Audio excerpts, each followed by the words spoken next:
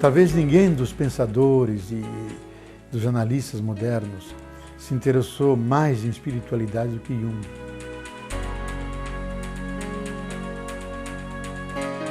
Obviamente que a obra do Jung é uma obra psicológica, uma obra científica, mas nem por isso ele foi alguém que se tornou insensível à busca da espiritualidade.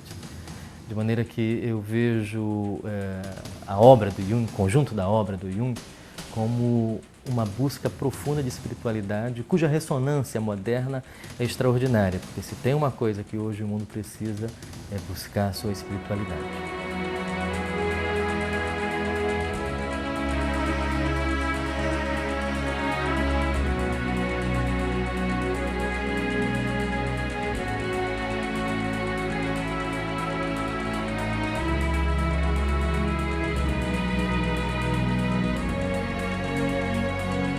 Cabe a Jung o mérito de ter mostrado que a espiritualidade não é monopólio das religiões e dos caminhos espirituais, que a espiritualidade é a dimensão do humano, do profundo humano. Nós temos a nossa dimensão de corporalidade com a qual estamos presentes uns aos outros e somos parte do universo. Temos a nossa mente, carregada de desejos, de arquétipos, de sonhos. Mas também temos aquela dimensão em nós que coloca as últimas questões. De onde venho? Para onde vou? O que estou fazendo aqui? Como estou à mercê de energias que estão em mim, mas das quais eu não sou dono, mas me cabe a mim domesticá-las e com elas fazer um projeto de vida, benfazejo, de construção e de união com as outras pessoas. Essa dimensão última, Jung chamava de a dimensão da espiritualidade. E ela se centraliza ao redor do solo interior, da imago Dei, a imagem de Deus, que é aquele arquétipo mais profundo que sateliza todas as energias do ser humano e que eleva o ser humano para cima desse próprio universo. Então essa dimensão hoje se faz urgente no seu resgate. E se nós não conseguirmos resgatar a espiritualidade, isto é, valores não materiais, o sentimento de pertença a um maior e também a percepção de que as coisas não estão justapostas, mas umas religadas às outras, e que esse fio condutor que une tudo, construindo o universo como cosmos, como ordem, que esse é o nome que as religiões deram para aquele mistério que nós chamamos Deus. Não está fora de nós, está dentro de nós, no nosso profundo. Dialogar com Ele, escutar a sua voz, é a tarefa da espiritualidade.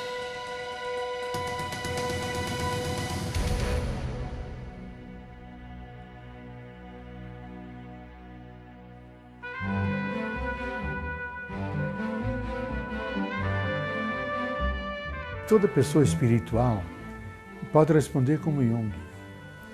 Ele não precisa crer em Deus, porque Deus é objeto de uma experiência. Como dizia Pascal, crer não é pensar Deus, crer é sentir Deus. E sentir Deus é uma experiência globalizante e tão profunda que você não pode negá-la sem negar-se a si mesmo. Então eu creio que Jung foi profundamente verdadeiro e ele revela a verdade que todo místico, toda pessoa profundamente religiosa pode testemunhar. Eu não preciso crer em Deus.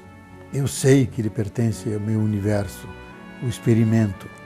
Mas também pode dizer como lá nos Evangelhos, eu creio nesse sentido, acolho essa realidade, mas aumenta a minha fé, isto é, me abra mais esse espaço, para que Deus tenha mais lugar e mais presença dentro do ser humano.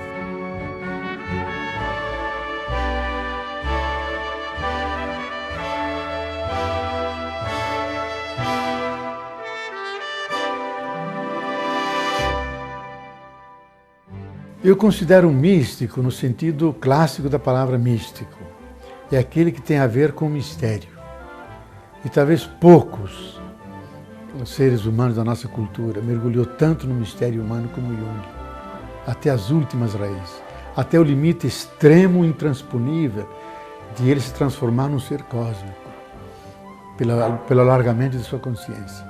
Então ele chegou a essa dimensão, e de uma mística, eu diria, secular, profana, mas que incorporou também o elemento religioso, porque ele se sentia à vontade nas famosas e grandes liturgias beneditinas, com Gregoriano, dentro dos símbolos cristãos.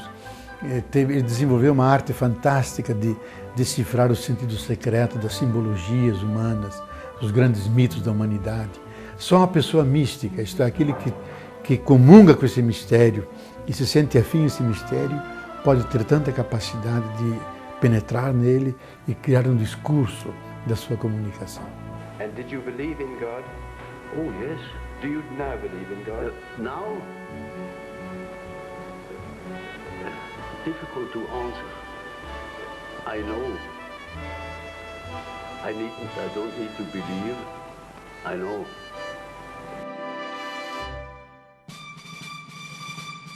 O encontro de Freud e Jung foi um dos mais fecundos para a causa psicológica.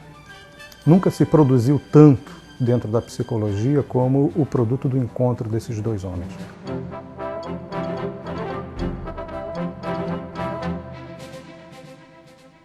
Bom, eu acho que Freud foi um grande observador da cultura e foi exato na sua observação. Só que ele não se deu conta que ele observou uma cultura patológica, uma cultura doentia. Por isso explica o falocentrismo da centralidade na sexualidade, porque a nossa cultura coloca o sexo como um dos centros da sociedade. E Freud criou a teoria para entender isso. Agora, cabe dizer, e foi uma das tarefas fundamentais de Jung dizer, que essa visão é reducionista e patológica. Toma uma manifestação desviante da sexualidade, a toma como normalidade. Freud e Jung, falando de religião, tem uma diferença básica. O Freud, ele vê como um processo patológico, né, do ser humano, enquanto que Jung, ele amplia e ele dá a possibilidade de um processo mais criativo para o ser humano. Freud entendeu a religião como uma neurose coletiva. Isto é uma dependência que o ser humano tem para com a figura do pai e da mãe e que ele projeta para o grande pai e a grande mãe, que seria Deus. Por outro lado, Freud foi suficientemente objetivo para perceber que essa neurose é uma neurose permanente do ser humano. Embora a tarefa seja dar autonomia a ele, ser pai e mãe de si mesmo, o ser humano é um ser continuamente em decadência, ele não consegue se refazer, e a religião tem uma função terapêutica, é uma neurose, que evita uma psicose, que evita a destruição do sentido de vida, ilude o ser humano, mas permite que ele viva, porque é importante daí dar triunfo ao princípio de vida sobre o princípio de morte. Por outro lado, essa afirmação que não está no nosso código, não está escrito em nós a fórmula da felicidade.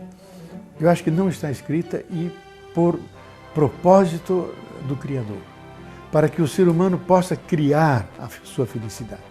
Ela nunca é dada, nem no código genético, nem na sociedade. O ser humano tem, com um conjunto de fatores, desafios, respostas que ele possa dar, ele vai construindo a sua felicidade. Então a felicidade é o resultado de um longo processo de autorrealização e, eu diria, um processo de individuação humana. Quem conseguiu a individuação, esse é uma pessoa feliz. Ele enfrenta todas as borrascas, enfrenta cruzes, aceita ressurreições, mas ele mantém a soberania, mantém a sua altura. Ele é um ser liberado. E isso é tarefa para cada ser humano poder realizar, e por isso a felicidade é uma construção humana, pessoal e também, oxalá seja, uma construção coletiva.